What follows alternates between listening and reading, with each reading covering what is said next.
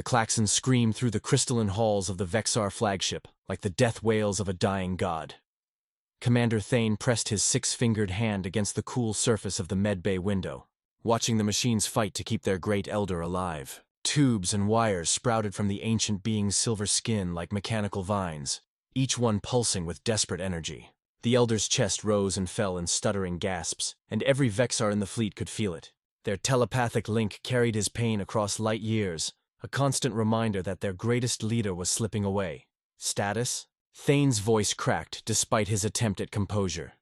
Dr. Velrus, her 4 eyes dim with exhaustion, manipulated a holographic display that showed the elder's failing biology in excruciating detail. The neural cascade is accelerating. His cerebral cortex is collapsing faster than we can stabilize it. We have perhaps 6 hours before total system failure. 6 hours. Thane's secondary heart skipped a beat. 6 hours before 5,000 years of wisdom and power vanished from the universe. What about the Quarian healers? The quantum surgeons from Proxima? Velrus made a gesture of hopelessness, her tendrils drooping. Already tried. Their methods are incompatible with his physiology. We've exhausted every option in the known civilized systems. Thane turned away from the window, his mind racing through possibilities that didn't exist. They had conquered 17 star systems, negotiated peace with species that most races considered myths, and solved the entropy equation that had stumped scientists for millennia. But now, faced with the mortality of their greatest asset, they were powerless. That's when the system spoke. The AI that governed the ship's medical protocols, the same system that had guided them through countless battles and impossible odds, suddenly projected itself into the center of the room. Its avatar flickered into existence, a swirling mass of light and geometric patterns that hurt to look at directly. There is one option remaining, the system announced, its voice neither male nor female, carrying harmonics that suggested it was speaking in multiple dimensions simultaneously. Every being in the medbay froze. Impossible, Velrus whispered. We've consulted the entire Galactic medical database. Not the entire database.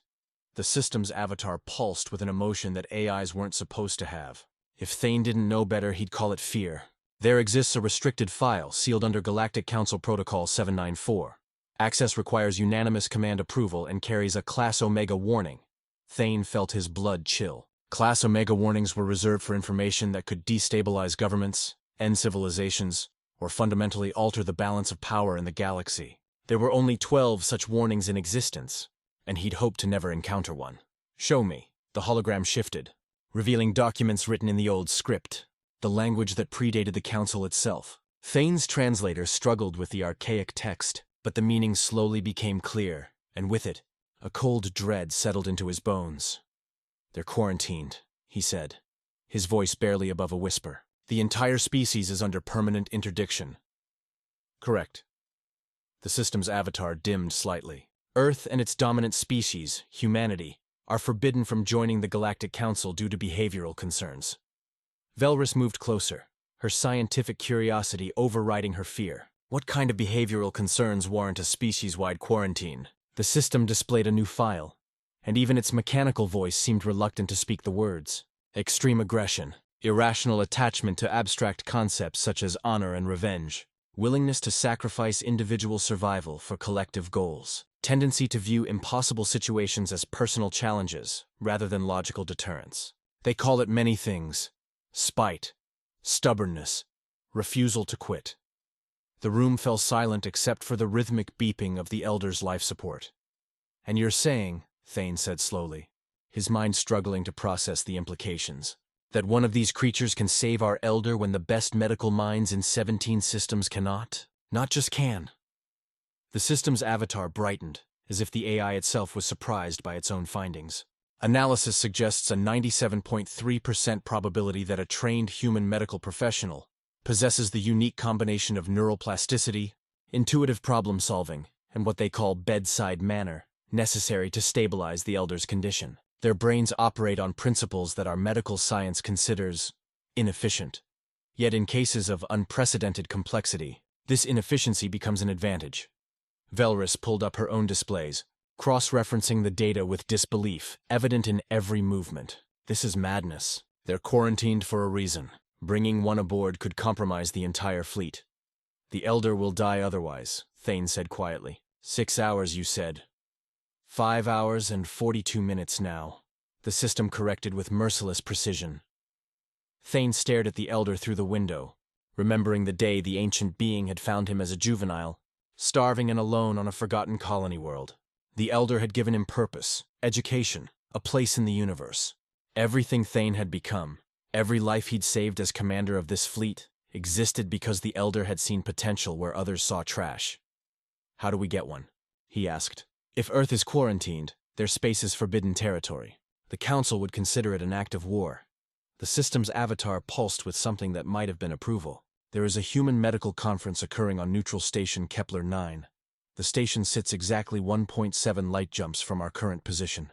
Among the attendees is Doctor Mira Chen, trauma surgeon, age 34, with a record of successful interventions in cases deemed medically impossible. She has volunteered for multiple disaster relief missions and possesses security clearance that would allow her to interact with non-human species under supervised conditions. Supervised conditions, Thane almost laughed at the absurdity. "We're talking about bringing her aboard a military flagship to operate on the most important being in our civilization."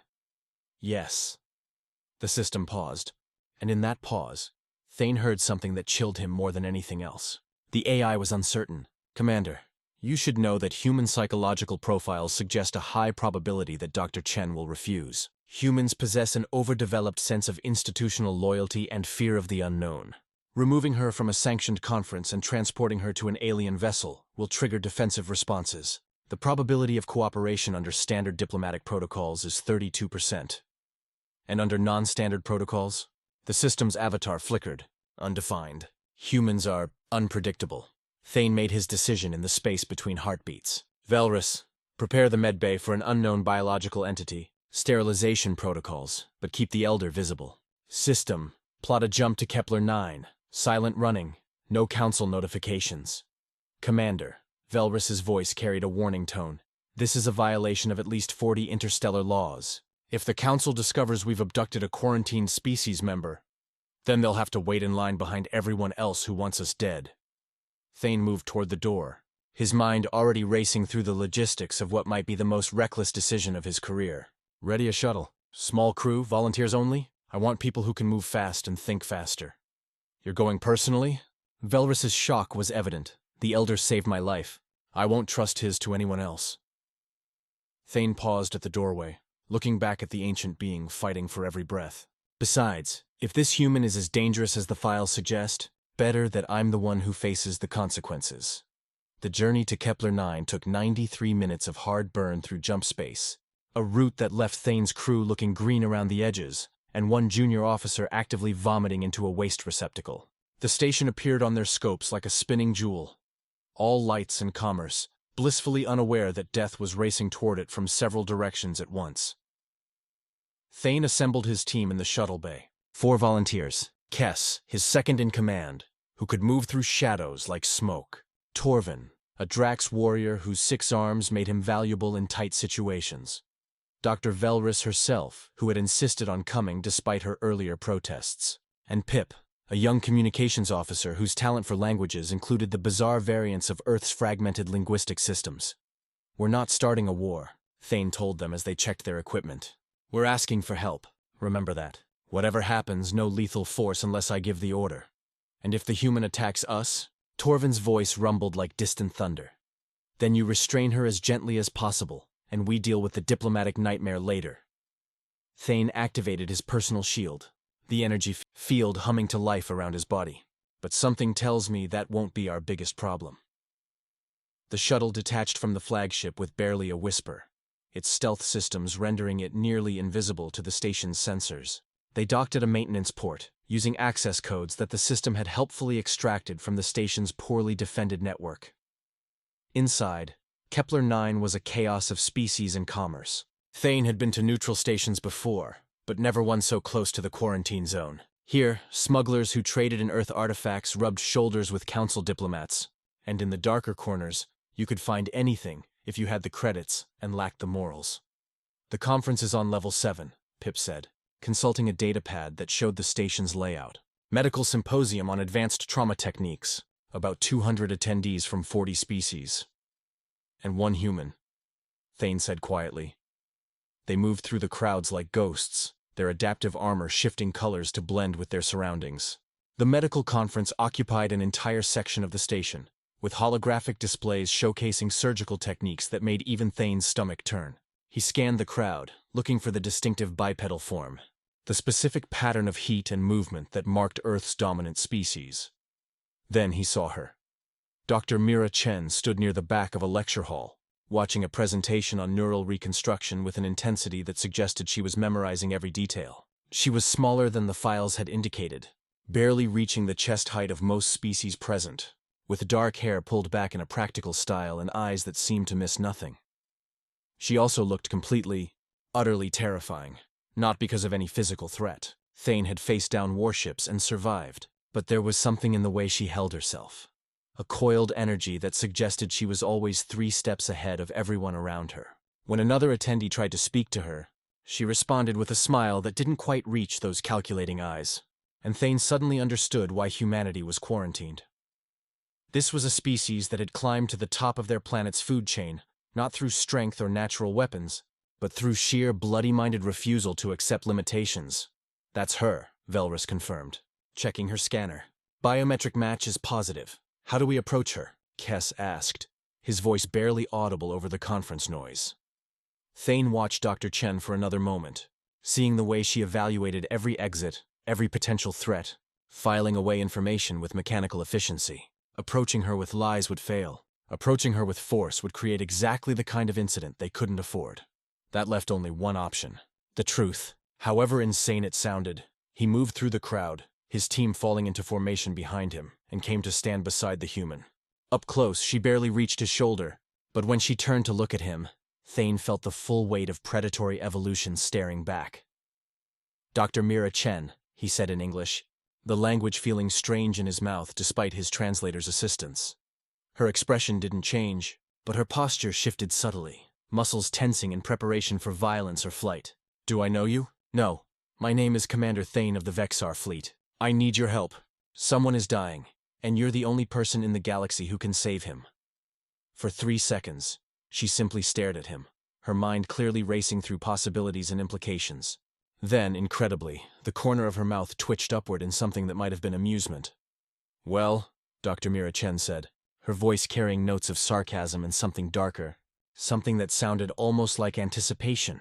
"That's one hell of an opening line." She raised her hand. "I'm listening." The shuttle ride back to the flagship was the most uncomfortable experience of Commander Thane's exceptionally long life. And he'd once been trapped in an escape pod with a malfunctioning recycling system for 3 days. Dr. Mira Chen sat across from him, completely calm, asking questions with the systematic precision of someone disarming a bomb, which, Thane supposed, she essentially was. "So, let me make sure I understand this correctly." Her accent carried musical tones that his translator struggled to convey, rising and falling with emphasis that suggested she was either deeply amused or planning multiple murders. "Possibly both. Your great elder, who I'm assuming is some kind of massively important political and cultural figure, is dying from a neural cascade condition. You've exhausted all medical options in 17 star systems. Then your AI decided that a random human surgeon is the solution, so you flew to a neutral station and just asked me to come save him." "That's essentially accurate, yes." Thane kept his voice level, trying not to notice how his entire crew was watching the human with the wariness of people in a cage with an unknown predator. Mira leaned back in her seat, studying him with those unsettling eyes. "And I'm supposed to believe you're not planning to dissect me for science? Harvest my organs or use me as a hostage in some interstellar political game?" "You're not," Velrus interjected from her position near the shuttle's medical station. "Supposed to believe it, I mean. Statistically speaking, those are all reasonable concerns." "Velrus." Thane shot his chief medical officer a look that promised a very long conversation later, but Mira actually laughed. The sound was sharp and genuine, cutting through the tension like a laser through hull plating. "I like her. She's honest." She turned her attention back to Thane. "Here's the thing, Commander. I've spent my entire career in trauma centers, war zones, and disaster sites.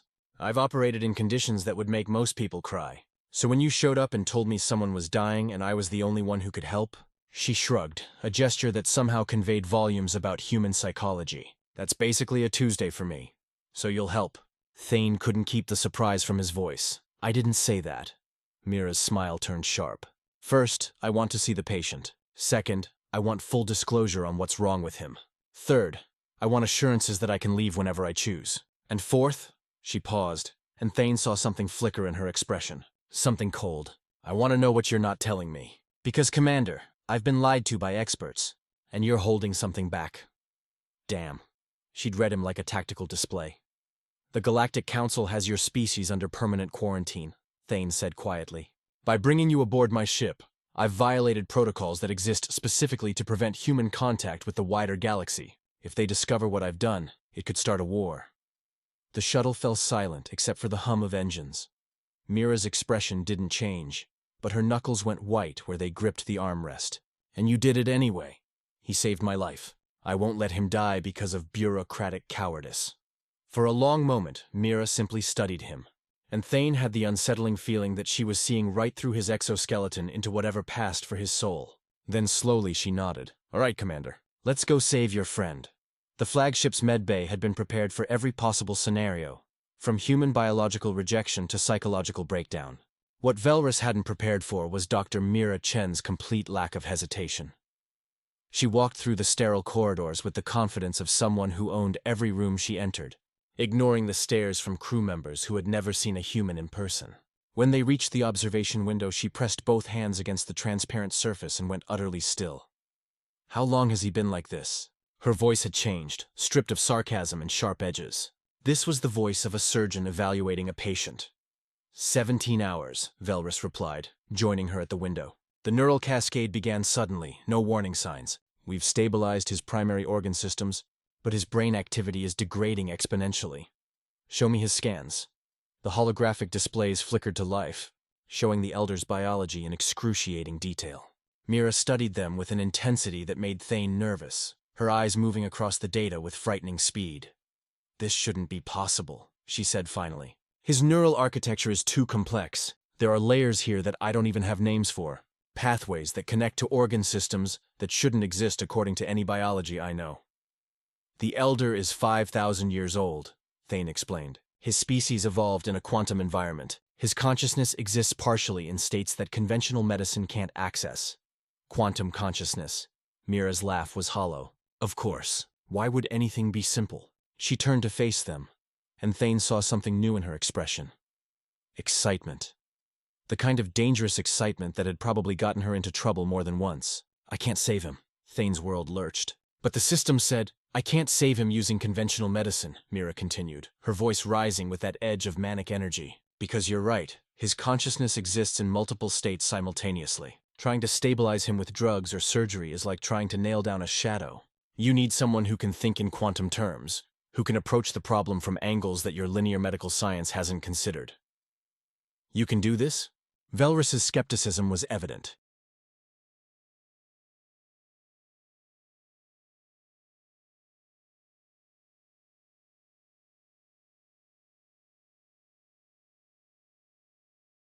Mira grinned, and it was the smile of someone who had just been handed an impossible challenge and decided it looked like fun. Dr. Velrus, I once performed a successful surgery during an earthquake while the building was on fire. I've operated on gunshot victims in war zones with no power and limited supplies. I've saved lives that every medical textbook said were unsavable. She moved toward the medbay door. I've spent my entire career being told what's impossible. So yeah, I can do this. But I'm going to need your help, and you're going to have to trust me even when what I'm doing looks completely insane. That's not reassuring, Velrus muttered, but she was already moving to join the human. The next 4 hours were controlled chaos. Mira worked with a precision that bordered on prescient, her hands moving across instruments she'd never seen before with the confidence of long practice. She barked orders in medical terminology that made Velrus's translator smoke, demanded equipment modifications that should have been impossible, and somehow made the entire medbay staff work together like a symphony. Orchestra. His consciousness is fragmenting, she explained, as she manipulated a quantum scanner that Velrus had insisted was too dangerous for unsupervised use. See these patterns? He's losing coherence across multiple dimensional states. Traditional medicine is trying to force him back into singular stability, but that's fighting against his nature. So what do we do? Thane watched from the observation deck, feeling utterly useless. We don't force him back. Mira's hands danced across holographic controls. We give him anchors. Points of stability that let him choose to cohere on his own terms. His brain is trying to make connections that your medicine is blocking because it thinks they're damage. But they're not damage. They're evolution. She paused, looking at the elder with something that might have been wonder. He's trying to ascend, isn't he? To exist in a higher quantum state? The room went silent. How did you know that? Velrus's voice was barely a whisper. Because I've seen this before. Not in aliens, obviously, but in human brains during extreme trauma. Sometimes consciousness tries to escape damage by shifting into altered states. We always pulled them back because we thought we were saving them. But what if... She trailed off, her mind clearly racing ahead of her words. What if we're supposed to help them go forward instead of dragging them back? You're suggesting we assist his ascension? Thane couldn't believe what he was hearing. The Elder is dying. The Elder is transforming. Mira's voice carried absolute certainty. And if we keep trying to stop it, we will kill him. But if we guide it, if we provide the neural scaffolding for his consciousness to expand into higher dimensions without losing coherence... She smiled, and it was beautiful and terrifying in equal measure.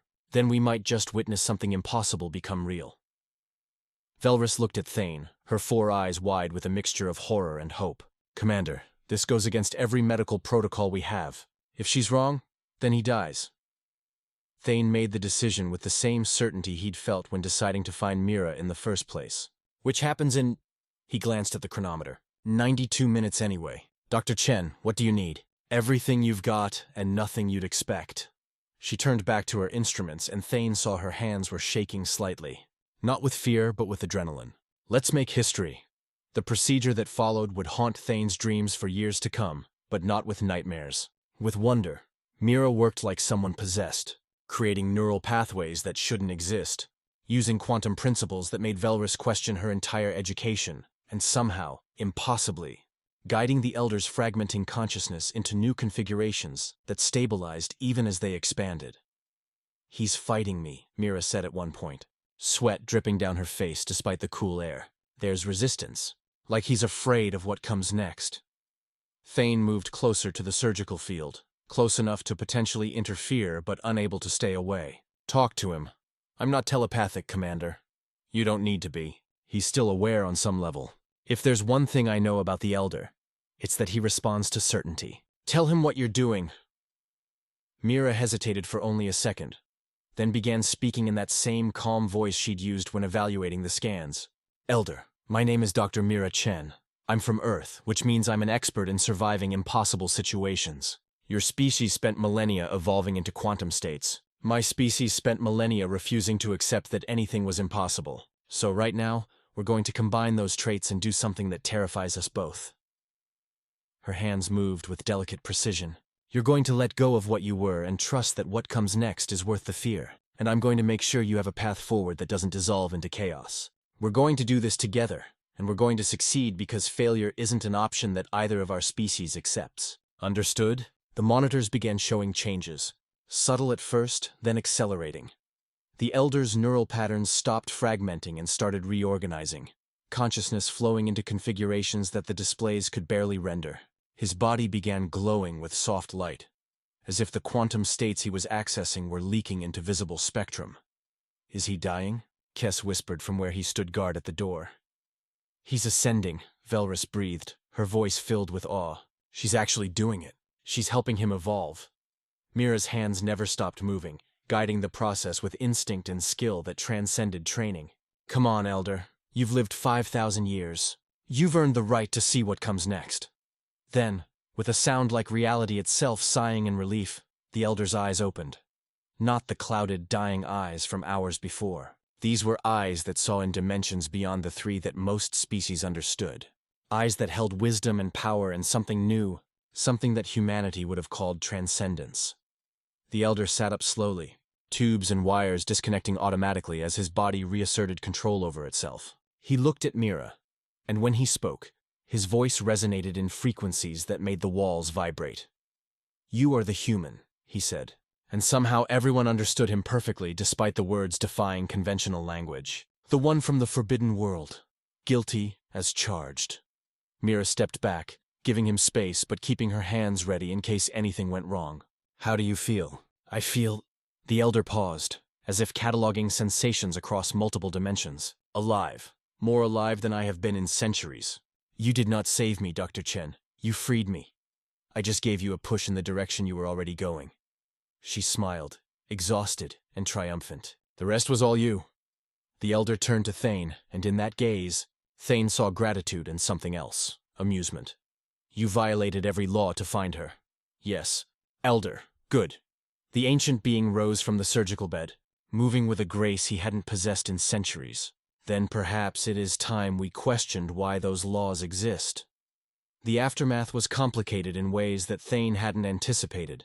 The Galactic Council did find out about Mira's presence on the flagship, mostly because the Elder immediately contacted them to demand an emergency session. What followed was 3 days of heated debate, with the Elder using his newfound quantum consciousness to argue in multiple dimensions simultaneously, overwhelming objections faster than they could be raised.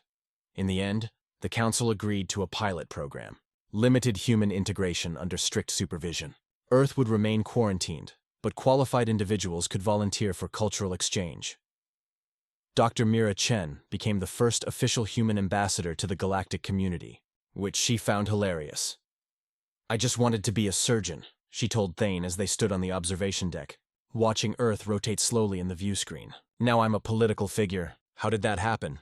You raised your hand, Thane said simply. When everyone else would have refused, you volunteered.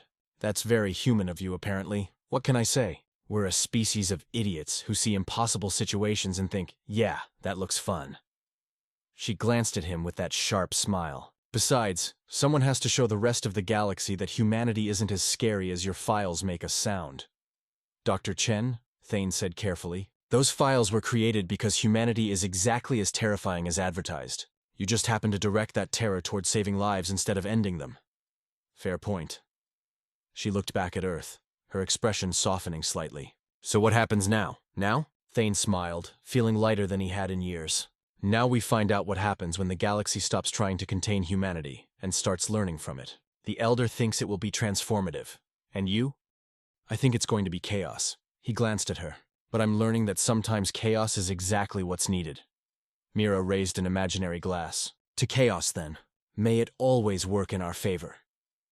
As Earth rotated below them, Thane reflected on the sequence of impossible events that had led to this moment. A dying elder, a desperate gamble, a human who looked at the word impossible and treated it like a personal insult. And somehow, against all logic and probability, it had worked. In the medbay, the elder was already planning his next evolution, surrounded by scientists from a dozen species who were trying to understand what had happened. In the council chambers, diplomats were frantically rewriting centuries of policy. And on Earth, humanity remained blissfully unaware that one of their own had just changed the course of galactic history. The system, ever helpful, projected a final message to Thane's private display. Probability of success was calculated at 97.3%. Actual success exceeded all projections. Conclusion: human unpredictability is a feature, not a bug. Thane laughed, startling Mira. Something funny, Commander? Just the universe having a sense of humor. He turned from the view screen, feeling the weight of responsibility settling onto his shoulders in new configurations. Come on, Doctor. We have a lot of work ahead of us. Always do, Mira said cheerfully, falling into step beside him. But that's fine. Turns out I'm pretty good at impossible tasks. As they walked through the corridors of the flagship, crew members stopped to stare at the human who had saved their great elder. Mira waved at them with unself-conscious friendliness, completely unaware that she was becoming a legend in real time. Thane smiled to himself. The galaxy had spent centuries being afraid of humanity's potential for destruction. Maybe it was time they discovered humanity's potential for salvation instead. Either way, it was going to be one hell of a ride, and somewhere on Earth, in trauma centers and disaster zones and war-torn hospitals, other doctors continued their work, unaware that one of their own had just opened a door to the stars. The great elder had been dying. The system had declared that only an Earthborn could save him. She had raised her hand, and the universe would never be the same. Like and subscribe to our channel, and let us know in the comments how you liked this story.